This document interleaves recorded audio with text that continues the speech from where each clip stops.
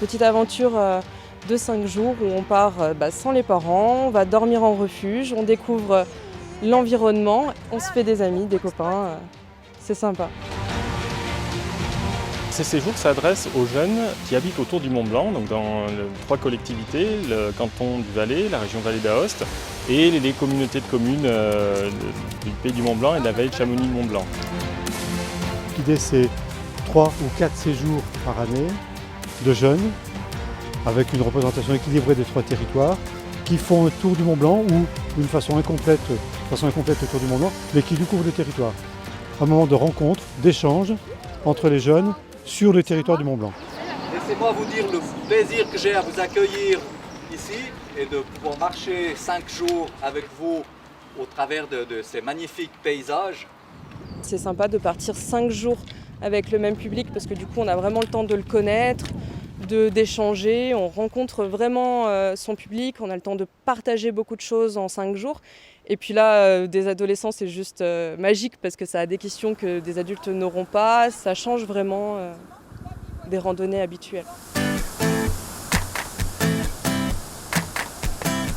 On rencontre des jeunes, on rencontre des professionnels de la montagne, donc l'accompagnateur en montagne qui vous accompagne. Et puis surtout, des fois, on rencontre un glaciologue, on va rencontrer un berger. Enfin, on rencontre vraiment ces acteurs de la montagne, ces hommes qui vivent au milieu de ces paysages grandioses. Donc, il y a vraiment beaucoup de points positifs dans ces séjours transfrontaliers. Voilà.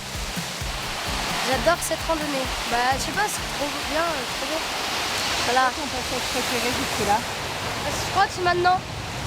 L'idée de partir avec un groupe composé de Suisses, d'Italiens et de Français permet de rencontrer des jeunes qu'on n'aurait jamais rencontrés autrement. C'est très fréquent qu'à la fin des séjours, ils s'échangent leurs adresses et puis ils aient envie de continuer à, ne serait-ce qu'à échanger par mail, à partager les bons souvenirs, les photos qu'ils ont pu faire et à se rappeler ces bons moments qu'ils ont passés ensemble. Il s'agit de perpétuer cette tradition, cette histoire du territoire et comment dire, la montagne, l'altitude n'a jamais constitué un obstacle réel à l'échange entre les gens, entre les habitants de ces 3 régions. Et faire en sorte que, au-delà des frontières, ces jeunes se rencontrent et poursuivent cette tradition en quelque sorte.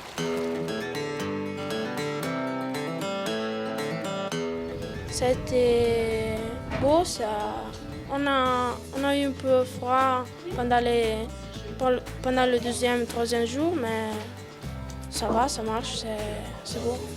C'était pour me prouver à moi-même que je pouvais faire des randos, pas de 2 heures ou tout ça. C'était pour aller un peu plus haut qu'aux alentours de chez moi aussi. Puis faire avec des gens que tu connais pas, qui parlent pas ta langue, c'est juste trop cool.